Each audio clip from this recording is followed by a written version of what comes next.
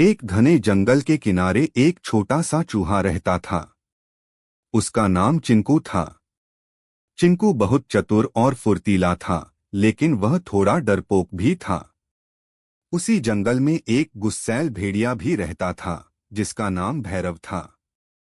भैरव अपनी ताकत पर बहुत घमंड करता था और छोटी छोटी बातों पर गुस्सा हो जाता था। जंगल के सभी जानवर उससे डरते थे। एक दिन चिंकू खाने की तलाश में इधर उधर घूम रहा था। तभी गलती से वह भैरव के सामने आ गया। भेड़िया जोर से गरजा, अरे छोटे से चूहे, आज तो मैं तुझे खा जाऊंगा। चिंकू डर गया, लेकिन उसने हिम्मत नहीं हारी। उसने विनम्रता से कहा, भैरव भैया, मुझे मत खाइए।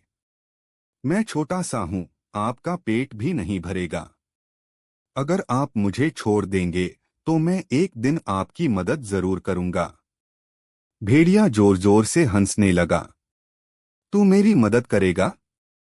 इतना छोटा होकर उसने मजाक उड़ाया।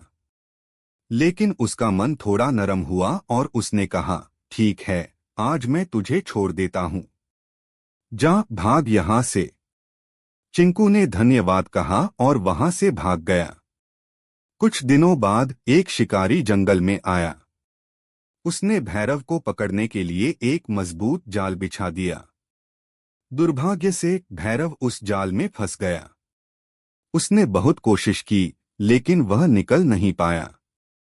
वह जोर जोर से चिल्लाने लगा, बचाओ, कोई मुझे बचाओ। उसकी आवाज सुनकर चिंकू वहां पहुंचा।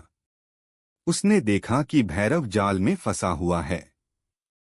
भैरव अब बहुत कमजोर और डरा हुआ लग रहा था।